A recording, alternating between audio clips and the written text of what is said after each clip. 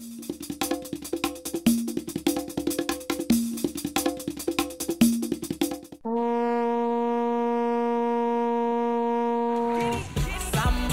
samba, samba, Omaro, samba, samba, samba, Jajo.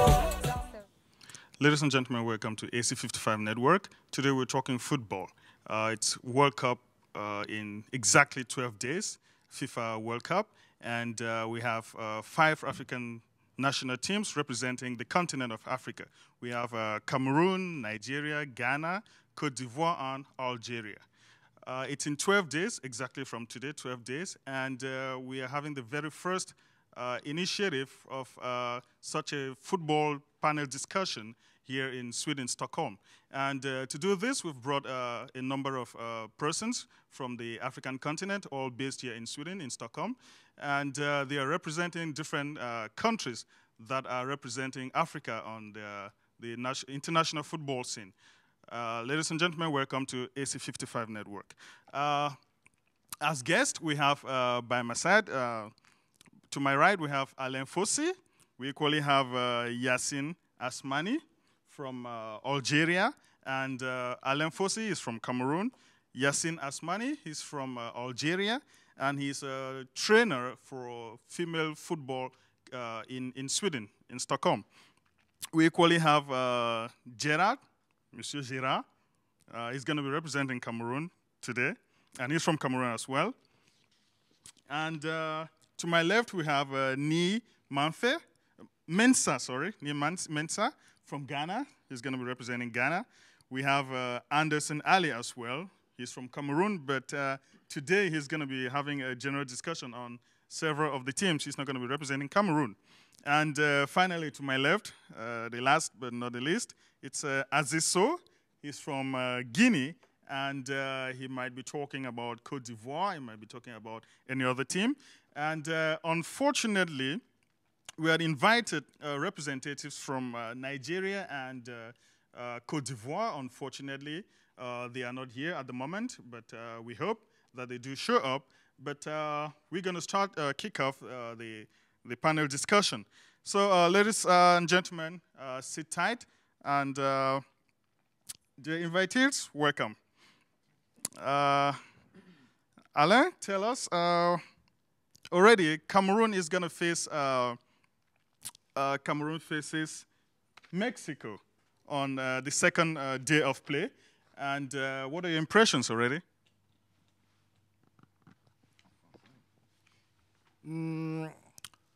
Ce que je pourrais dire par rapport au groupe du Cameroun, je crois que le Cameroun pourra, dans une moindre mesure, tirer son épingle du jeu s'ils font d'abord un très bon premier match. Et ils ont eu cette chance qu'ils pourront jouer contre le Mexique. À mon avis, je crois que ce sera 50-50. 50-50. Oui, ce sera 50-50 parce que je ne pourrais pas, ce serait tellement malhonnête de dire qu'au jour d'aujourd'hui, le Mexique gagnera ou le Cameroun gagnera. Mais moi, je crois qu'à ce niveau, le Cameroun a toutes ses chances de pouvoir se qualifier, de pouvoir sortir de ce groupe parce que je crois que nous commençons avec le Mexique. Le Mexique n'est pas une foudre de guerre et puis on peut se passer du Mexique. Et puis viendra la Croatie et nous prenons en dernier match le Brésil qui...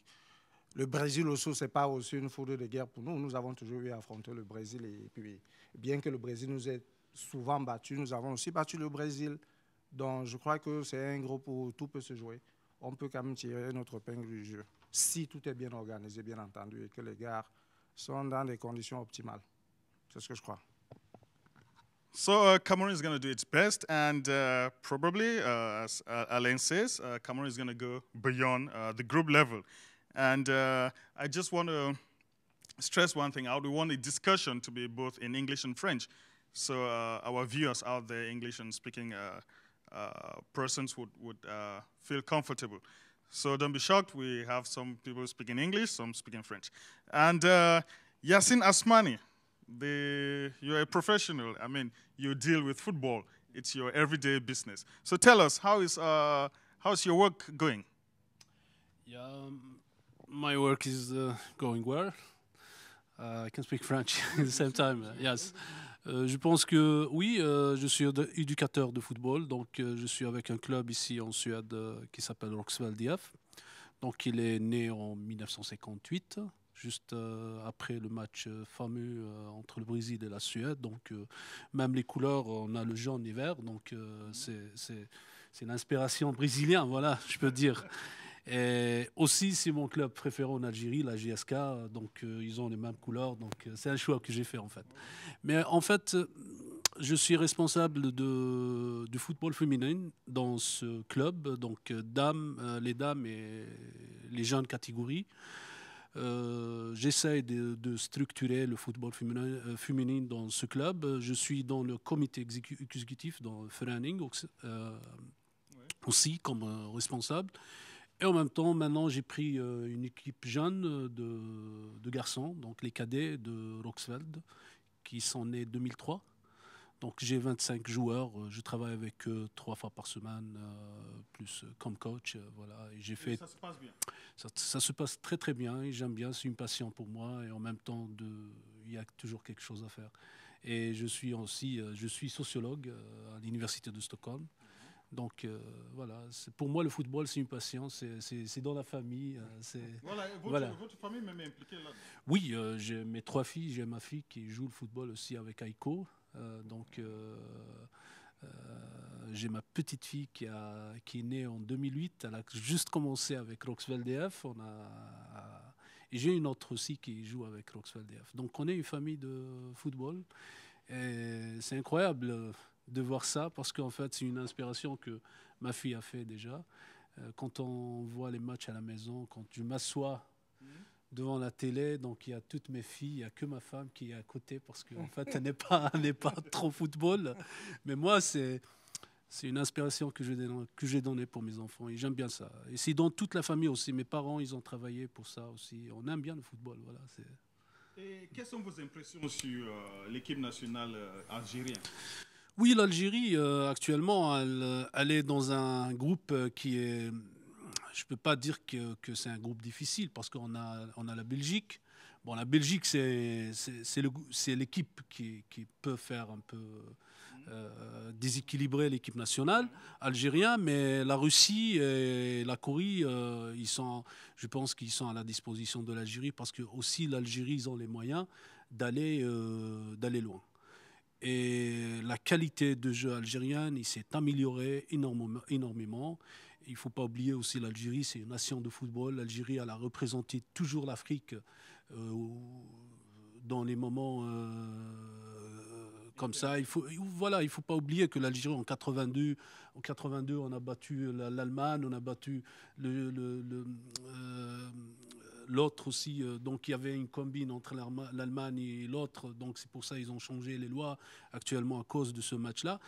L'Algérie, elle a toujours représenté un bon football, et j'aime bien le football algérien parce que c'est le technique, c'est le vrai football. Et il n'y a pas que l'Algérie, il y a aussi le Nigeria, le Cameroun, le Côte d'Ivoire, toutes ces nations, je pense, ils représentent bien le football africain. Merci beaucoup pour l'espoir. Mr. Gerard Bianda, Monsieur Gerard, as I like to call you. You're representing Cameroon. Tell us what are your impressions as far as Cameroon is concerned in this football? Wow. As a Cameroonian, I'm not a coach like you, but as a Cameroonian, we all believe that football is in our blood. So that's why I am here, to support Cameroon and to speak for Cameroon. As Alain Fossey said, our match against Mexico will determine what will happen. He said something about 50-50. But I think that the match we'll play against Germany tomorrow, Germany is one of the favorites. You mean the friendly match? Yeah, the friendly match. The friendly match against Germany. What will happen in that match, I think, will determine a lot. It will be the test match for Cameroonians, for us to support them. We played 2 days ago against Paraguay, and we lose. But we have a chance. I think that our group is a very, very difficult group. It's one of the most strongest groups, with Croatia, with Brazil. So for me, for us to have a chance, we have to stand by 75% to 50 against Mexico. We must win Mexico if we want to continue. Okay?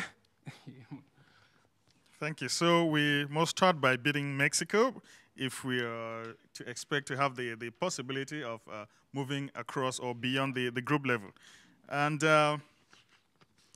yeah, representing Ghana, Ni Mensah. Oh, Ni is okay. Good. So Ni representing Ghana, what are your impressions? How do you think Ghana is prepared? Well, in my own opinion, I think Ghana is more experienced now as compared to the previous years. In 2006, it was our first year. We managed to get to the 116. But then in 2010, we crossed over to the quarterfinals. So we are thinking of being consistent in this new World Cup. So I think we are going to go forward and maybe bypass the semifinals. It has always been our great joy to always set the pace for other African countries. So I think Ghana will be the first African country to cross to the semifinals in the World Cup. Even though we have the group of death, we are playing against Germany, we are playing against the likes of Portugal and USA. I think with the preparation that we have done, there is no way we are going out of the group. We are going to beat Germany, we are going to beat Portugal, and we are going to make it to the semifinals. Also, looking at the crop of players that we have now, the likes of Michael Essien, Suleiman Tari, Kevin Prince Boateng, Andre Ayew, I think it's a blend of the old, let's say the young players and the old players. And with that experience, there is a greater probability that we are going to go out of the group. There are a lot of speculation from football experts, let's say the Arsenal coach, Arsene Wenger, has already tipped Portugal and Germany to qualify from our group. And there has also been other predictions from other well-known coaches like Ancelotti, Mourinho himself, and stuff like that. But we believe we have what it takes. Looking at our record, we have what it takes to go through the group stages. Also, now the team is much built. It's different from what we experienced in 2010.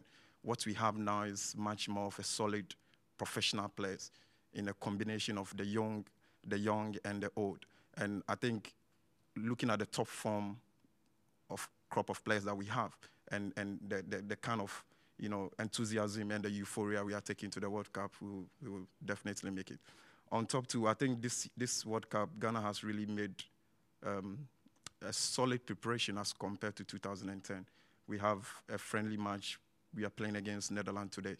And I think it's a test game for us to determine how we are going to play against Holland and against Portugal, because the Dutch play just like the Portuguese and the Germans. So it's like a test match to test our strength against those games. So I think this year Ghana will go forward. Thank you. Thank you. That's very optimistic. And we hope everything goes well for Ghana. And we equally have Anderson Tani, who is from Cameroon, but he's going to be having a general discussion. So tell us, Anderson, what are your impressions about Africa in general? How is Africa prepared, and how do you think Africa is going to fare in this tournament? Thank you, Mr. Journalist, for giving me the opportunity to do a little bit of analysis of what our continent is out for. This is the world stage, and I believe Africa has got a lot of talent that we are going to show the whole world at the World Cup in Brazil that we are out for something. We might not make it to the finals, but I believe that African has got surprise that will come maybe from Cameroon, maybe from Ivory Coast, maybe from Ghana, maybe from Algeria, or from the other ones. So I would think, for example, first Cameroon, where I come from. So I can.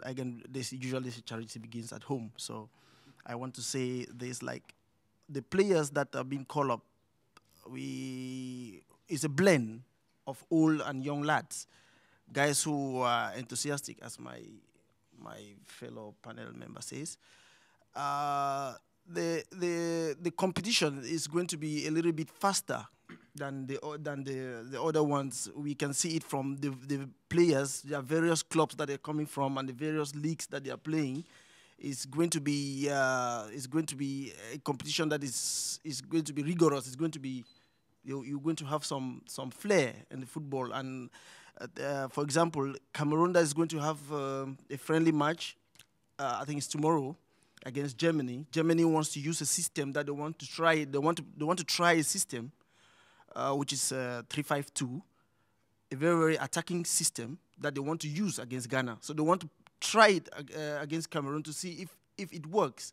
And tomorrow, if Cameroon is going to defend, or if Cameroon is going to win Germany, that's going to help Ghana a lot. It's going to give Ghana it's going to galvanize them. They are going to know that if Cameroon can go up to this level, then we can also beat them and go further. Again, I will leave Cameroon now, and then I go to Nigeria. Nigeria has got a team that is made of also old and young lads. Also, you have some people who are playing in Nigerian national team like the likes of John Obi Michael. He has had a very good season, even though he has not been 100% performant. But he has been very, very good for the Chelsea side. It's just due to the fact that maybe 1 or 2 injuries and the team was more competitive this season. So he had just some little time to show what he has got. But I know that in the national team he's going to be very good. Moses is also a player that is very, very offensive. He played for Liverpool like a lone player from Chelsea. I know he's going to be up to the task. He's going to show that he can play at the top level. And then we also have several others, good defense like Yobo and all that. They have got experience. They have played several World Cups, and they are going to put a performance that I hope that they can make it in their zone. Moving forward to Ivory Coast. Ivory Coast, they have always been always been a very dynamic national side, with the likes of Didier Drogba always proving it. Even today, he has scored a prolific free kick. If you could see the way he put the ball at the back of the net, it was something that really aroused my feelings, because I saw that spirit of an elephant in him. So I want to reiterate that there's something in that team, and you've got Yaya Toure. He has got into several problems this season because he has wanted to be the best player in England, and he has proven it. Maybe it's because of 1 or 2 things, how it functions here in Europe. Sometimes we have the sidelines, some of us who come from Africa, and they don't have that how can I say? They don't have that milieu in which they can express themselves better, because they know that they are always pressed. But Yaya Toure has been prolific this season, and he has proven it. So I also want to say that the team is Ivory Coast has got a lot. Then if I want to move on, I will go to Algeria. Algeria is a team that is always surprising people. It is just like people always say Cameroon in Africa, Egypt in Africa, but when Algeria started in the qualification, you see them beating people. They got Egypt unawares. Egypt thought it was a joke, but they made it to the World Cup just like that. And even right in Cairo, Algeria came and they proved it, that they were the favorites. They were better. They were the better team, and they qualified. So I just believe that with the same spirit at the World Cup, there are so many surprises that we're going to get. And also, I want to also talk about Ghana. Ghana is a team.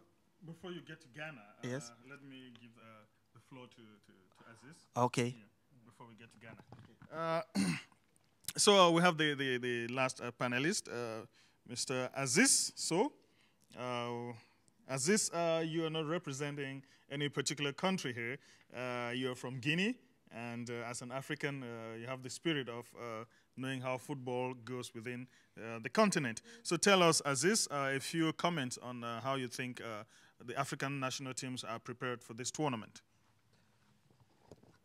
Thank you.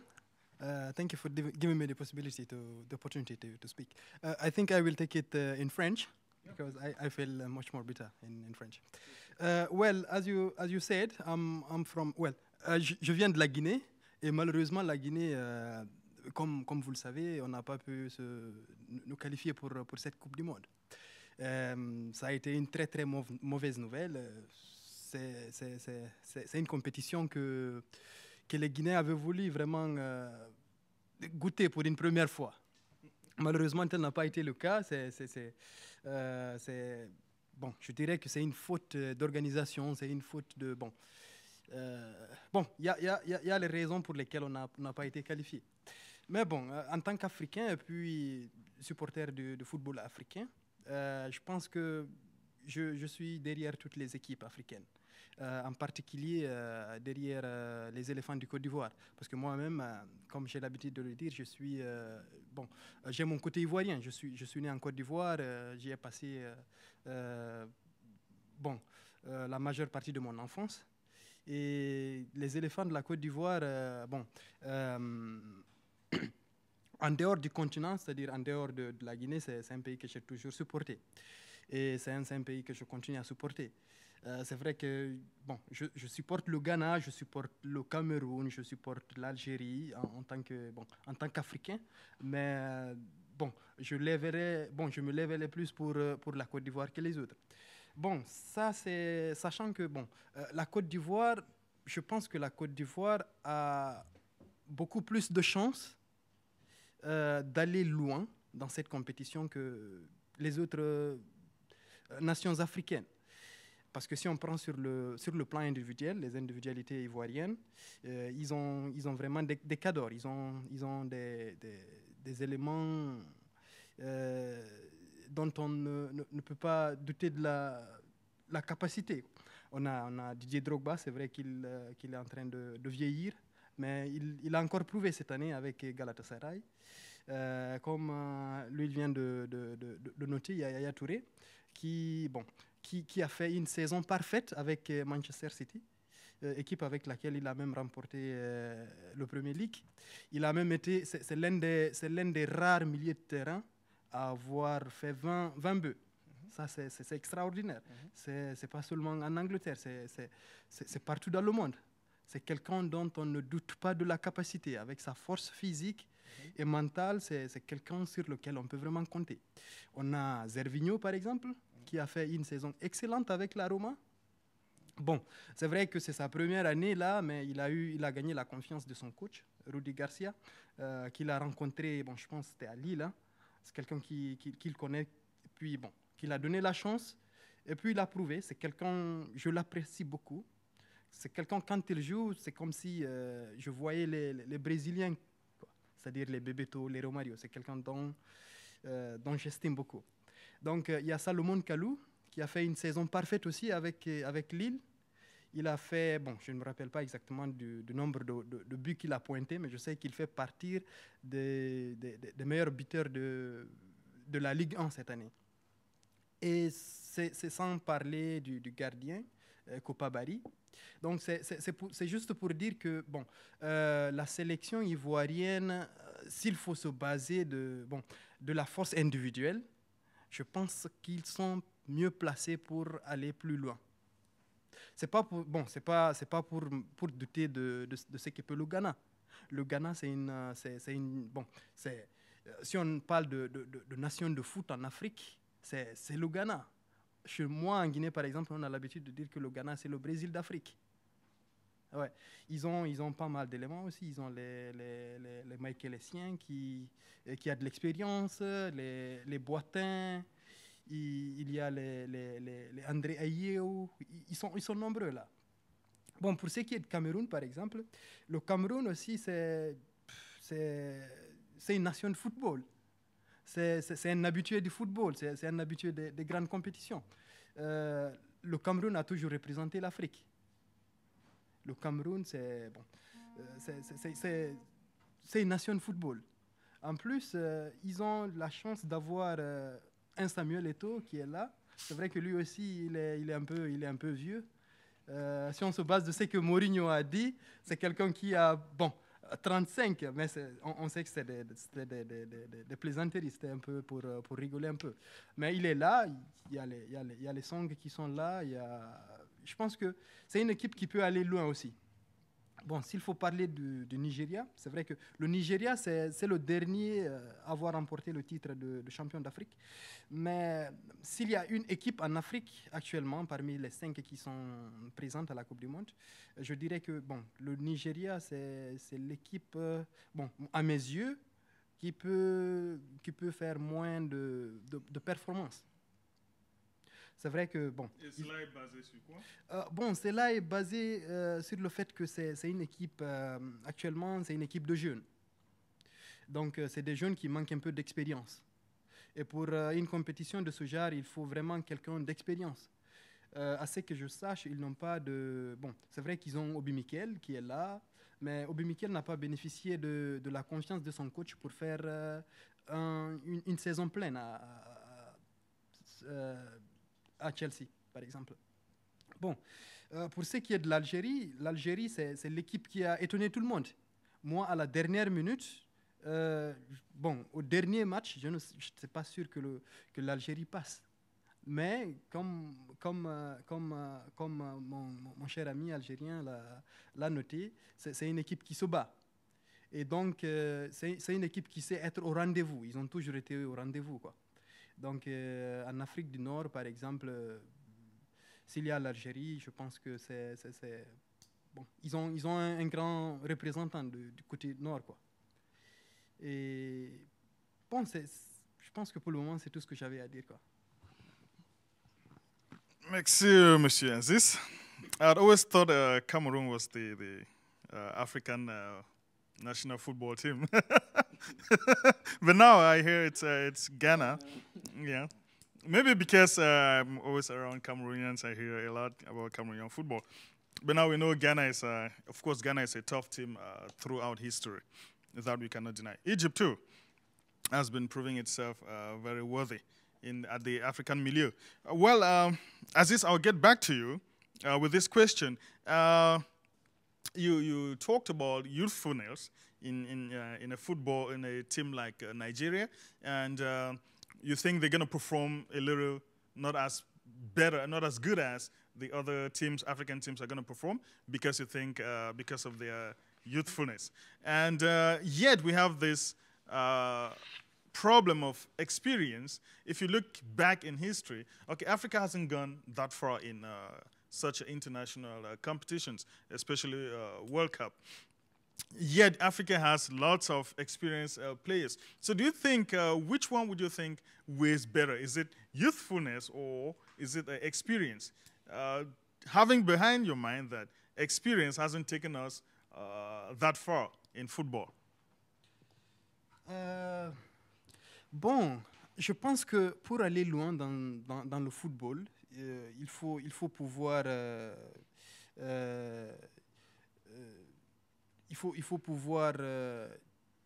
comment je veux dire, il faut avoir les deux, c'est-à-dire l'expérience qui est très importante, et puis bon, la jeunesse aussi, parce que vous savez que quand on a trop d'expérience, souvent ceux qui ont de l'expérience, ils sont fatigués.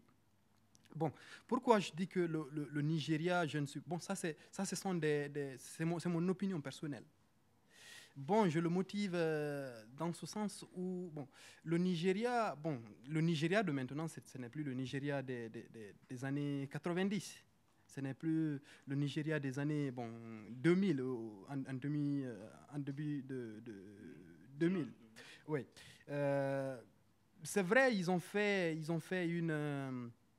une bonne Coupe d'Afrique, c'est-à-dire la Coupe d'Afrique passée, une Coupe d'Afrique qu'ils ont même remportée. Mais bon, moi personnellement, cela ne suffit pas pour que je puisse admettre que non, c'est un pays qui peut aller plus loin que le Ghana, qui peut aller plus loin que le Cameroun ou bien la Côte d'Ivoire. Ouais. I think with that question, my answer on that should be a blend between the experience and the young players, because if we are to look at the trend of the World Cup since it started, most of the people that wins the World Cup usually comes with a blend of both the old and the new players. If we take a look at the Spanish team that won the last time, if we have to look at the 2006, the Italian team. If you have to look at 2002, back to 98, during the France time and all that, it was a blend between both the old and the young players. The young players has the pace, they have the skills, but sometimes if you have only young players in your team, they lack the technique, because football has grown from only skills. That's why in Africa, no African team has been able to make it through the semi-finals. It's not that we don't have the skills, because when we come to raw talent, raw skills, I think Africans we have it. We are born with it. But since the start of the World Cup, somewhere in 1930, Africa started representing in 1934. The first team was Egypt. Since 1934, no team has ever been to the semi-finals, even to cross from the quarterfinals. It's not that we don't have the players. We have a lot of great players, the likes of Roger Milla, Abedi Pele, and the rest, but yet they were not able to do or go beyond that stage. I think football has grown past where we have to only look at the skills. I think we have to look at the techniques, the tactics, the players themselves, how disciplined they are, and how united they are in the camp. If we are to be able to get all these facts together, I think we can go beyond that. Any contribution? Yes. Yeah, Alain? Je voulais juste répondre à Aziz. Ah, mais je crois que le frère, il a déjà... Oui. Je voulais juste rappeler à Aziz ici, là, ce ne serait pas quand même honnête de ta part de prendre le Nigeria et de le mettre outside. Je te rappelle que ce Nigeria vient de remporter la Coupe d'Afrique. Et dans cette Coupe d'Afrique, il y avait des pays comme la Côte d'Ivoire, avec tous ces joueurs, les Yaya Touré et tout ça là, tous ces gros joueurs. Et ils ont pu gagner cette Coupe d'Afrique. Et c'est récemment. Et c'est vraiment, comme le frère l'a dit, c'est un mélange de jeunes et d'anciens. Moi, mon humble avis serait que je crois qu'il faut même plus croire à cette équipe du Nigeria. Vu ce que cette équipe du Nigeria fait lors de la dernière Coupe d'Afrique. Et tout cela repose sur Stephen Keshi, sur leur entraîneur Stephen Keshi, pour tout ce travail qu'il a abattu. Il a fait le même travail avec le Togo. Il a qualifié le Togo en 2006 pour la Coupe du Monde. C'est un grand travail, il faut lui tirer le coup de chapeau. Revenant pour la Côte d'Ivoire, je dirais qu'une équipe de foot de nos jours, l'équipe de foot, ce n'est pas Drogba, meilleur joueur du championnat italien, je ne sais pas, Yaya Touré, meilleur joueur du championnat anglais. Ce n'est plus ça le football. Avant-hier, au courant de la semaine, je crois que, comment il s'appelle là, le Togolais, Adebayor a eu à répondre, il a eu à parler de la Côte d'Ivoire. En ces termes, il a dit, la Côte d'Ivoire, c'est une panoplie de bons joueurs, mais ce n'est pas une équipe de football. Et ça se vérifie durant toutes les compétitions qu'on a eu organisées.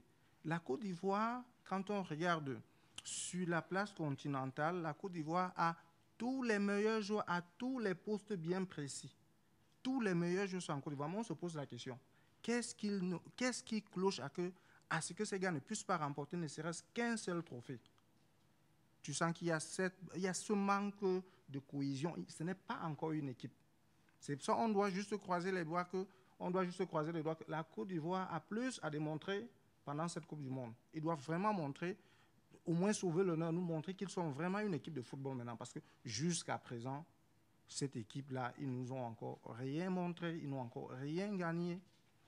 Ils jouent, il y a des moments, ils doivent jouer, ils jouent. Mais au finish, il n'y a toujours rien au finish.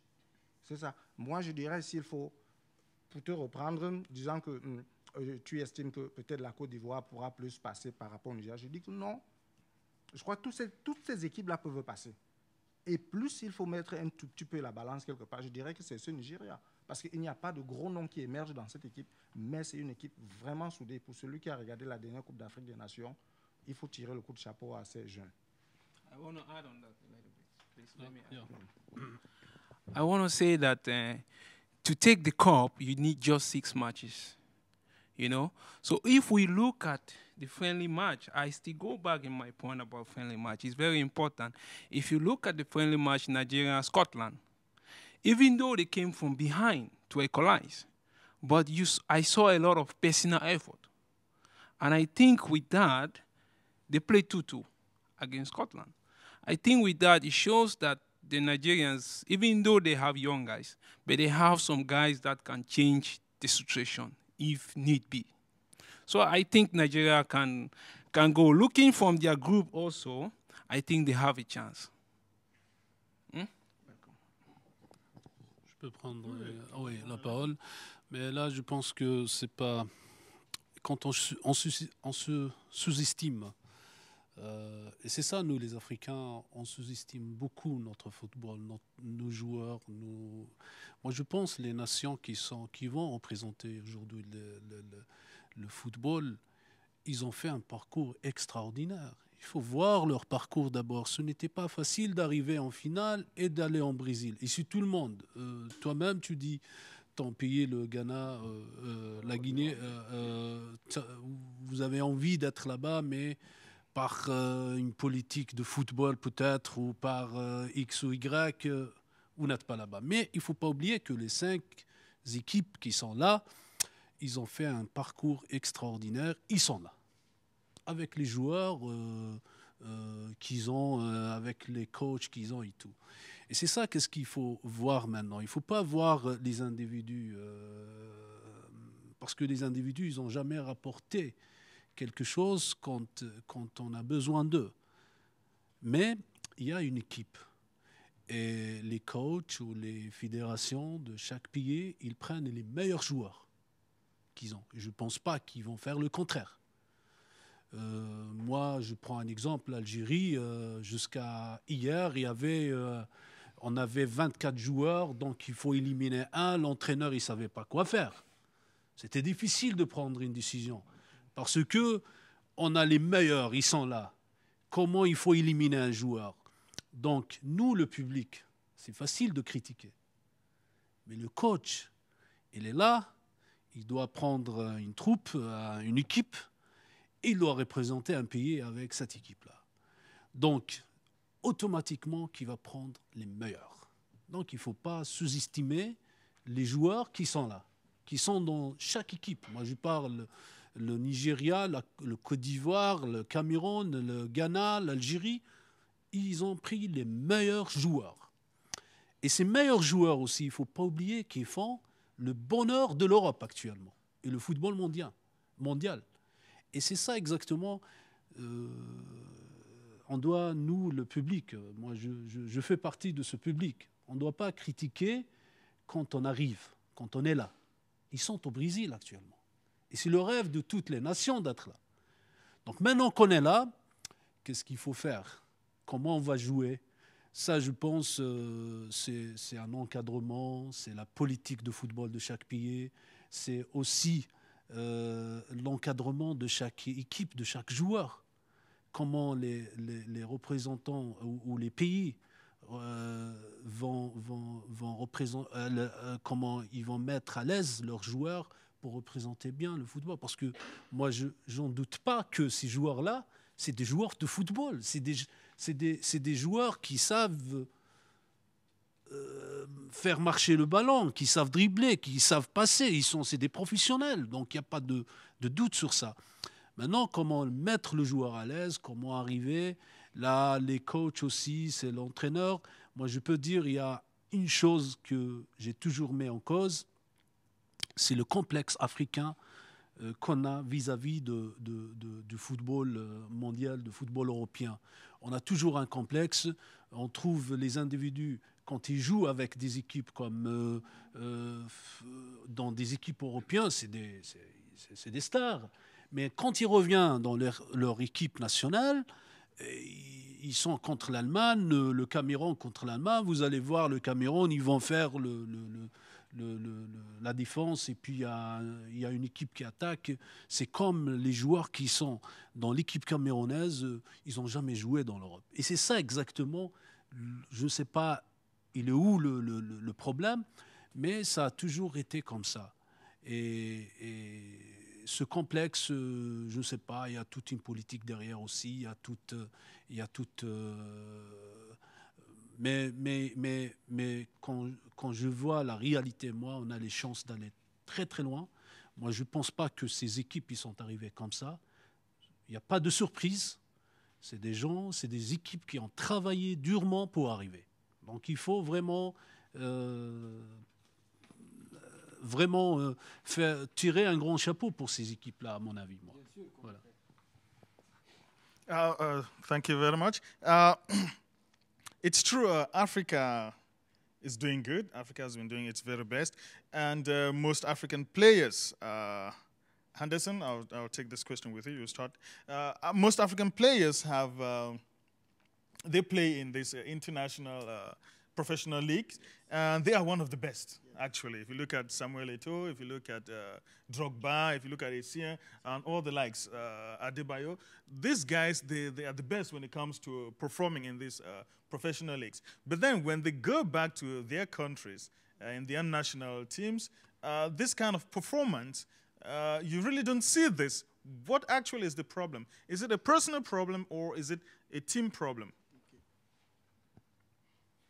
Thank you for giving me the opportunity to speak. From the first point, I want to just make this point clear. First, when they are playing in their teams in Europe, they have all the facilities. Facilities in what sense? The pitches they play on is a determinant factor. The dynamism in the football is also. You could argue that they're going to have a nice pitch in Brazil. Yes, that's what I'm coming to that. So the dynamism and the players in which they are playing with, they are also being selected from other countries to make up the group in which they are playing in their various clubs. Take for example, Samuel Eto'o was playing in Barcelona. He had one of the best midfielders in the world. So he could have 10 passes that were all passes that he could, it could be a goal situation. It could be a situation that he would score a goal in Barcelona. That's why he scored a lot of goals while playing there. When he came to Chelsea, it's the same thing. He met the likes of Lampard, he makes the likes of Eden Hazard and the others. And even though he was, they said he was old, he scored. He was the highest goal scorer in the team. So I just want to say that when they come back now to the national teams, take for example the Cameroon national team. I always like to take where I come from. The Cameroon national team is always a team that is being divided with polemics. They always have cliques within that team. When they have cliques within that team, some will say, no, I don't have to pass the ball to Samuel Eto'o because Samuel Eto'o has insulted me. Where am I playing my professional football? So it's always like that. They always have these problems within them that makes them not to, that coherence. You cannot see that coherence that they have in their various teams that they play in Europe. So it makes it very, very difficult for us to communicate in the field. Sometimes they don't even speak in their camps. This one says he's going to speak with the old. This one says he's going to speak with the young. Samuel Eto'o has a clique with the young, while Song has a clique with the old, and say that he won't, those things at that level. And also, I want to take a team also like the Nigerian team. If you see someone like John Obi Mikel, he plays for Chelsea. He has problems with the coach. He will say he will not come. Sometimes they call him. He will come, and he will not want to mix with the young. With the other guys in Africa, they will come and they are carrying their shoulders high, and they don't want to mix up with the amateur players who are playing there. And those amateur players are the ones who really have the enthusiasm, who really want to play, who really want to make it, because they want to also come to the level of which these our professional stars in Europe have been. So when they cannot mix with the likes of those like John Obi Mikel, who has once been out of the team and he has once been called in back and had to talk. They had a talk and everything was settled. So those are the type of things that makes it a little bit difficult for us to play. Take, for example, Cameroon also has a football. I want to go to facilities. Look at the field there in Yaoundé. When you go there in Yaoundé, you can cry. If you even see teams that comes to play Cameroon national team in our own field, they find it very difficult because the field, the surface is undulated. The ball cannot roll as normally as the pitch. It's a shame, actually. So these are some of the factors that makes it very, very difficult for us. Then if you look at a team like Ivory Coast, I don't want to call it E-Lock, but it is just like, I don't know, it's a group that is a group of players that are very, very professional. They are stars in Africa that you can use them in several systems. You can implement several systems of play and adapt it to the players. They are going to perform at the highest level. But when they come together, I don't know what is really the problem in Africa. So it's usually very, very difficult. For that, I think I just have this small to chip in. Thanks. Can I say something?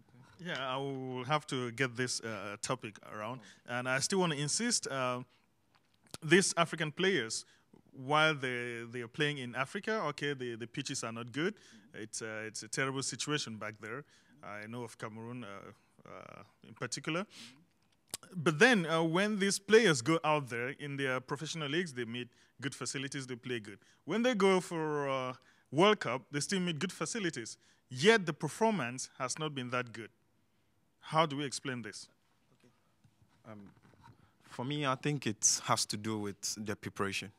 Because let's not talk about only African countries. Let's look at Messi. His performance in Barcelona is not the same as he performs maybe in Argentina. So it's not really about the facilities and stuff like that. It has to do with the time that the players has together, the kind of professionalism they bring on board when they come back. If you look at our national teams, it's like, let's say Ghana, for example. During our qualification, we have to change our team maybe 4 or 5 times. So they don't have the cohesion, they don't have the flair, because every time new players comes inside. But if you talk about the league aspect or in their respective clubs, it's the same players for maybe a year or 2, and they play for a very long time. They have a long time to train. They get the cohesion, they get the flair, they play together, so they know when to move and how to move and when to deliver the ball. So I think it's not, the facilities are part, but it's not, let's say, it's not so much to dwell upon and say that because of the facilities, we are not going to perform. Another thing is the motivation. If we look at the likes of Adebayo, how much is being paid in, let's say when he was in Man City and maybe Tottenham and the rest, they motivate the players to the level that they feel very professional when they are playing. But when they come back, Essien got hurt playing for Ghana, and I mean, at a time, Chelsea has to take responsibility for him. So such a player, when he's playing, sometimes he's scared if he gets, if maybe he gets injury or something, then it becomes a problem. At the end of the day, when the player is injured, he has to sit on the bench when he goes back, and it draws his career back. We can see how he struggled to cope after his recovery. So a lot of factors. If you look at these players, when they come back, they don't have the discipline and the same respect they show in their respective clubs. When they come back, they do certain things which maybe when they are in their clubs, they will not do. So at the end of the day, there is this kind of, they don't have this bond in the team. They don't have, the togetherness is not there. So it's like, I want to do this, I have to do this, and I have to do that. The players have different minds. The coach also has his mind, he has his technique, he has his strategy. And they are coming back to a different terrain where they have also learned different strategies and different technique. So it becomes difficult to switch such a person in 1 week, because usually when they come, they have like 7 days just to train and play. They don't have time to test their skills. So maybe they come together, they play some few maybe trainings and here and there, and they play the game. So it's I think if we are to start camping very early, we try to blend players together. We try to cure the differences in the team. We try to supply them everything that they need, and we try to make sure that everything that the players or let's say the technical bench need is provided. I think we will go far, because if we look at the skills and the talent, as I said earlier on, we have it. But the point is, football now is beyond skills and talent. It's going, technology is setting in. People are finding new things, new stuffs. And I think it's about time we try to move from the traditional aspect of playing into a different aspect where we can blend both the traditional way and, let's say, technological way. So I think if we do it that way, we will go far. If you have to look at, let's say, the Ghanaian team, we have a campaign, let's say, from Monday. We are playing World Cup, let's say, in 3 weeks. I don't think 3 weeks is enough to play like Barcelona when they have been playing over the whole season. So one, most of our players are foreign-based players. They have less time to come and train together and play.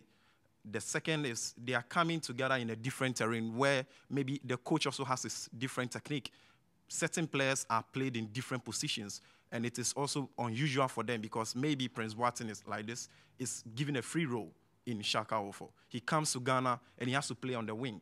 Maybe Dede Ayo plays on the wing in Marseille. He comes to Ghana and he's switched to the left. So switch to the left or maybe as an attacking striker. It becomes a problem for them to just click within that shortest possible time. So I think if we are to set all those things in place, try to make sure that they have enough preparation before the World Cup, then I think they can go forward. Gerard, do you think it's preparation? Do you think it's the field they play on? Or what do you think are the problems that the African teams are facing? I think when we look at it, like the old team, the old generation, when Roger Milla, Makana Kiksiri, when they did a lot for Africa and what took Africa to where we are now, all of them were playing back home. They were playing together. They have a lot of motivation with them. Even though we had no cup, we did not take any cup, but we did something. So that togetherness, playing togetherness, playing in the same environment counts a lot. I want to say, like, you see, like Germany, Italy, Spain, apart from Brazil, most of those countries, their players play in their local league. So it can be a point also, as you said, that they play from different teams, they are not used to together, they have different styles, so that is a point.